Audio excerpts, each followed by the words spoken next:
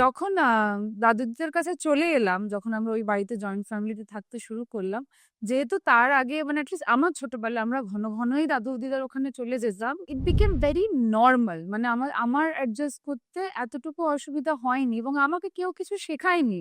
আমি মাকে কষ্ট পেতে দেখেছি, হয়তো যেটা মা বললেন, মাকে হয়তো হাউ হাউ করে কাঁদতে চোখের সামনে দেখিনি, মা সেটা লুকিয়ে গেছে। কিন্তু দুটো ঘরের বাড়ি, কতটা লুকিয়ে গেছে তুমি বলো?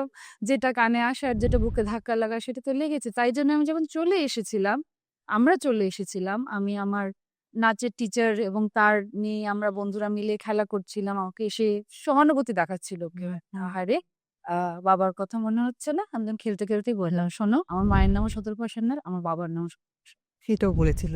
এই যে আমরা বলি না তুমি যে বাবাকে অস্বীকার করছো, না আমি আমার মায়ের কষ্টটাকে অস্বীকার করেছি এবং আজীবন অস্বীকার মানে নট ইন আ ওয়ে যেখানে মায়ের কষ্টটা কষ্ট নয় বলছি, মানে মাকে কেউ কষ্ট দেবে এবং তবুও তাকে আমার মাথায় করে রাখতে হবে, আমি তাকে অস্বীকার করছি।